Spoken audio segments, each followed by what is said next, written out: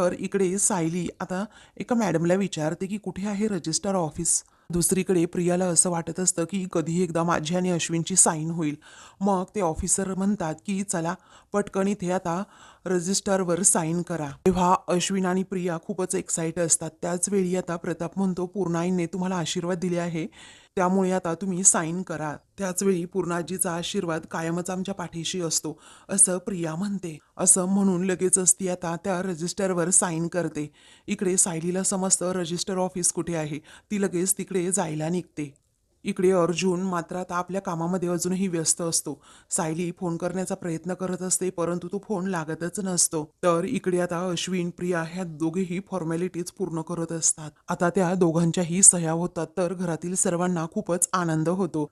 दुसरीकडे अर्जुन आपापल्या कामामध्ये मात्र व्यस्त. इकडे आता लगेच ते ऑफिसर म्हणतात की मुलीच्या साक्षीदाराने अगोदर सह्या करा. मग आता प्रतिमा पुढे येते आणि लगेच साईन करते. त्यानंतर अश्विनचा जो मित्र असतो तो सुद्धा आता त्या रजिस्टरवर साईन करतो. त्यानंतर आता तन्वीच्या कडील दोन्ही साक्षीदारांच्या सह्या होतात.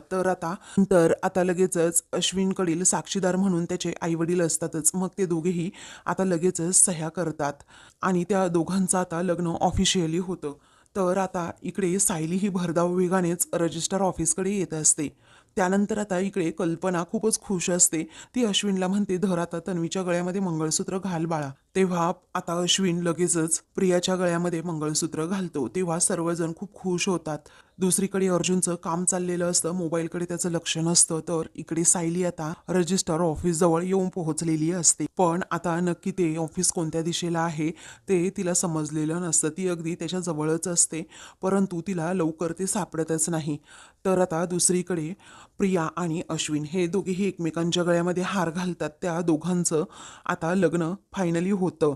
मग सर्वजण आता त्या दोघांसाठी टाळ्या वाजवतात. प्रिया तर खूपच एक्साइट असते की कधी एकदा सुभेदारांच्या घरामध्ये आता मी पाऊल ठेवेल म्हणून. इकडे सायली पुन्हा एकदा अर्जुनला कॉल करत असते परंतु आता अर्जुन आपापल्या कामामध्ये बिझी असल्यामुळे तो कॉलच रिसीव्ह करत नाही. तर इकडे कल्पना म्हणते की तुम्ही दोघांनीही तोंड गोड करा अगोदर, असं म्हणून ती त्या दोघांनाही पेढे देते. मग ते दोघेही एकमेकांना पेढे भरवतात. तर सर्वजण आता त्या दोघांसाठी पुन्हा टाळ्या वाजवतात, दोघांचं अभिनंदन करतात. तर आता कल्पना अभिनंदन अभिनंदन असं म्हणून त्या दोघांच्या हातामध्ये हात मिळवते. त्यानंतर वकील म्हणतात अभिनंदन, तुम्ही दोघेही आता कायद्याने नवरा बायको आहात.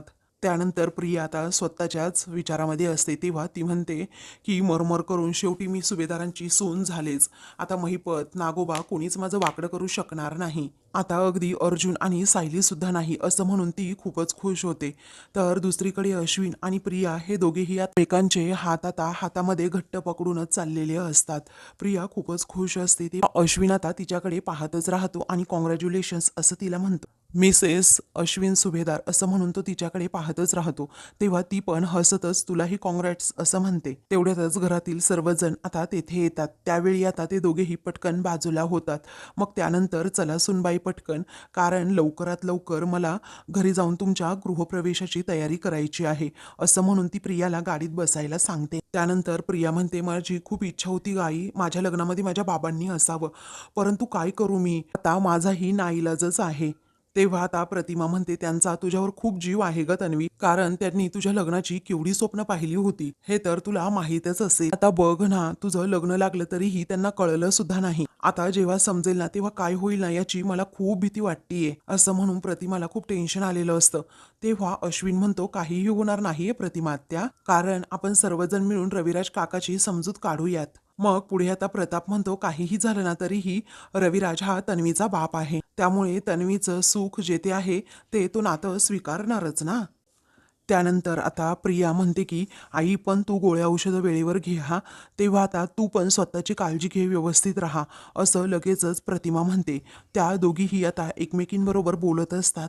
तेव्हा लगेचच कल्पना म्हणते अगं तुम्ही निरोपाच्या गोष्टी काय करताय लगेच, प्रतिमा तू घरी चल आता. अगं आता आपल्याला तन्वीच्या गृहप्रवेशाची तयारी सुद्धा करायची आहे. मग त्याच वेळी आता प्रतिमा म्हणते लेकीच्या सासरी येऊन काय करू मी तरी, मग आता लेकीचं सासर नाही तुझं सुद्धा ते माहेरच आहे, असं कल्पना म्हणते, तू यायलाच हवं. मग प्रतिमाला ती हट्टच करते. तेव्हा ठीक आहे असं आता प्रतिमा म्हणते. जर प्रतिमा तू आलीस ना तिकडे तर तन्वीला खूप बरं वाटेल, असं आता कल्पना म्हणते. मग प्रतिमा म्हणते हो येते मी तुमच्याबरोबर. त्यानंतर प्रतापला अर्जुनची गाडी आता समोरच दिसते.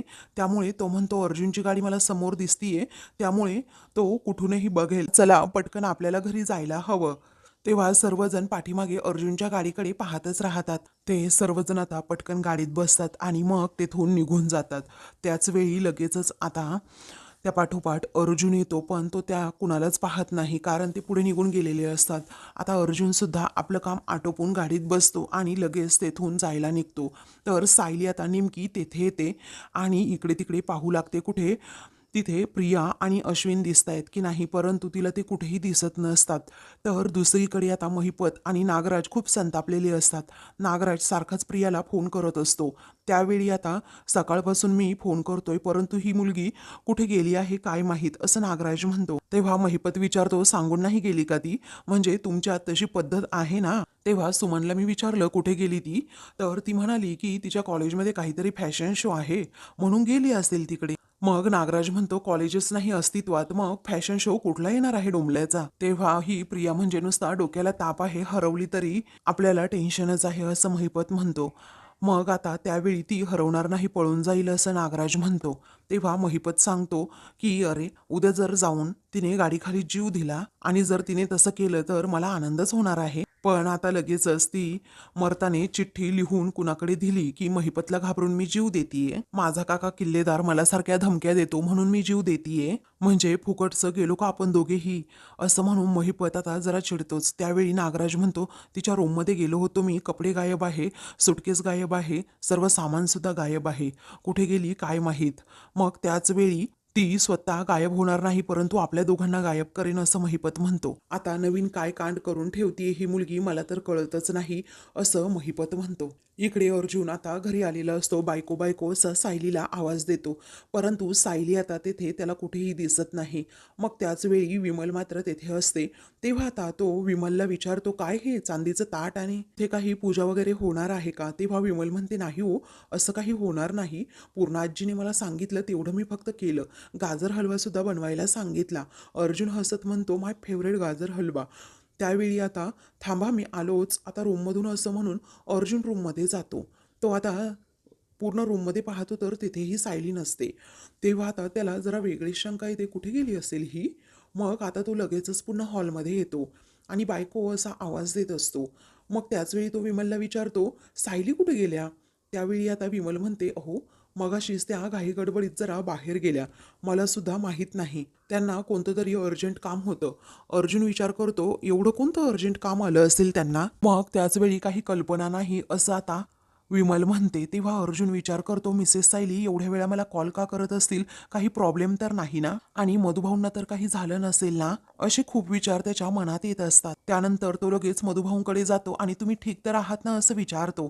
तेव्हा हो मी अगदी ठणठणीत असल्याचं आता मधुभाऊ म्हणतात, कारण मी मस्तपैकी खातोय पितोय छानपैकी आराम करतोय. त्यानंतर अर्जुनच्या चेहऱ्यावर जरा काळजी दिसते म्हणून मधुभाऊ विचारतात काय झालं, तुम्ही एवढे उदास का आहात, टेन्शनमध्ये का आहात.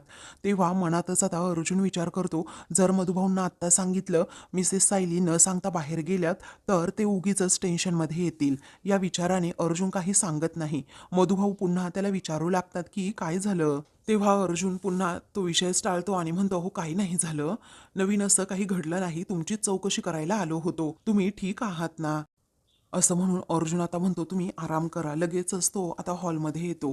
त्यावेळी मधुभाऊ आता म्हणतात की भलतीच काळजी करत असतात हे जावई बापू सुद्धा. मग इकडे अर्जुन हॉलमध्ये येतो. सायलीचा आता फोनच लागत नसतो, तो खूप वेळा ट्राय करतो. आता समोरूनच त्यांना सायली धावत येताना दिसते.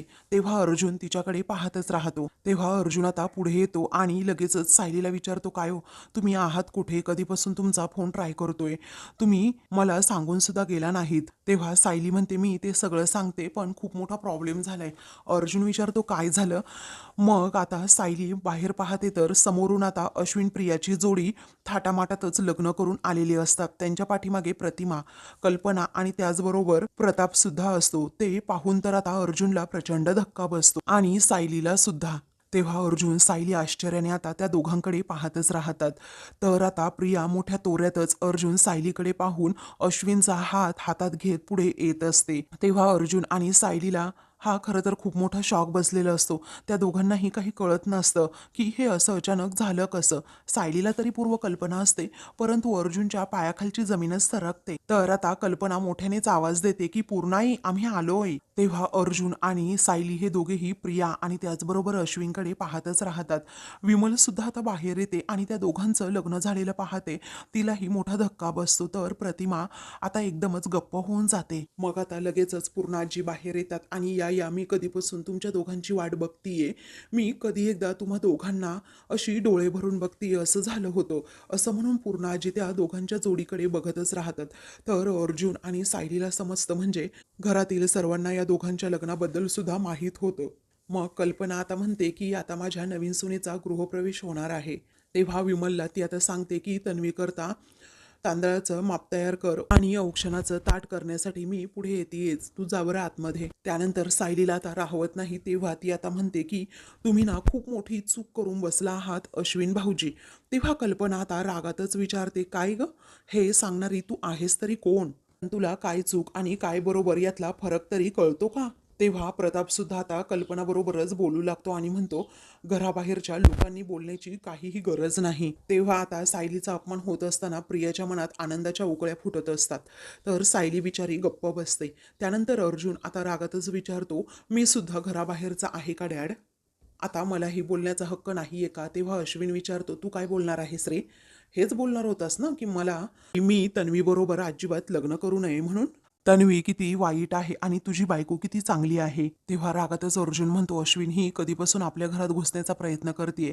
यामागे हिचं प्रेम नाही तर स्वार्थ आहे. अरे माझ्याशी लग्न करता आलं नाही म्हणून हिने तुला फसवलंय. तेव्हा अश्विनला राग येतो आणि तो रागातच म्हणतो, दादा, अरे माझ्या बायकोबद्दल बोलतोस तू, समजलं? की इतका तोल सोडू नकोस की माझा तुझ्यावर हात उठेल. आता अश्विनचं हे बोलणं ऐकून घरातील सर्वांनाच आता मोठा धक्का बसतो. तेव्हा प्रतिमा म्हणते, अश्विन तू तुझ्या भावाशी बोलतोस? अर्जुन आता खूपच इमोशनल होतो आणि म्हणतो, माझ्यावर हात उचलणार का रे तू?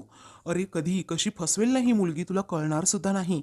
सायली सुद्धा म्हणते, तुम्ही हिच्याबरोबर लग्न करायलाच नको होतं अश्विन भाऊजी, कारण हिच्यामुळे आपल्या घरामध्ये नेहमी कलह झाले आहेत. तेव्हा रागातच अश्विन म्हणतो, मोठे मोठे शब्द वापरले म्हणून लगेच तुझी बाजू खरी होत नाही आणि यानंतर माझ्या बायकोच्या विरोधात एकही शब्द मी ऐकून घेणार नाही. तर प्रताप म्हणतो की आणि फसवणुकीबद्दल कोण बोलतोय? अरे तुम्ही दोघांनी सुद्धा आमची फसवणूकच केली होती ना. त्यानंतर आता लगेचच कल्पना म्हणते की रीतसर आमच्या घरातील सर्वांची परवानगी घेऊन हे लग्न झालं आहे. त्यानंतर अर्जुन इमोशनल होतो आणि म्हणतो, डॅड, मम्मा, पूर्ण आजी, तुम्ही माझ्यापासून लपवलं याचं वाईट वाटत नाहीये मला, कारण तुम्ही सर्वांनी तर मला कधीच परक करून ठेवले, पण तरीही मला कुठेतरी वाटत होतं की अश्विन माझाच आहे आणि माझा तोच धाकटा भाऊ आहे जो शाळेत जाताना अर्ध चॉकलेट तोडून मला द्यायचा आणि शाळेत जर टीचर ओरडले तर तो मला येऊन सांगायचा. परीक्षेचा अभ्यास जर चालला तर तो अगोदर माझ्याशी येऊन शेअर करायचा आणि आज आयुष्याचा एवढा मोठा निर्णय तू मला न सांगून घेतलास. आता अर्जुनला याच गोष्टीचं खूप वाईट वाटत असतं आणि त्यामुळे तो बिचारा रडत असतो. तेव्हा अर्जुन बद्दल आता सायलीला खूपच वाईट वाटतं. तर आता मित्रांनो, पुढील भागामध्ये आता प्रियाचा गृहप्रवेश होणार असतो. तेव्हा आता थोडी पुढे येणार गो पूर्णाजी कल्पनाला म्हणून नवीन सुनेचं स्वागत करायला सांगतात. मग त्याच वेळी प्रिया म्हणते, मामी, माझी एक छोटी इच्छा आहे की सायलीने माझा गृहप्रवेश करावा. पूर्ण आजी म्हणतात की अगं, तिचा आणि आपला काहीही संबंध नाहीये. तेव्हा मला आमच्या दोघींमधलं नवीन नातं सुरू करायचंय, ही आमच्या नात्याची नवीन सुरुवात असेल, असं लगेचच प्रिया मोठे मोठ्या बाता मारत म्हणते. तेव्हा सायली आणि अर्जुन रागातच तिच्याकडे पाहतात. अशाच मालिकेंचे पुढील भाग पाहण्यासाठी चॅनलला सबस्क्राईब करा.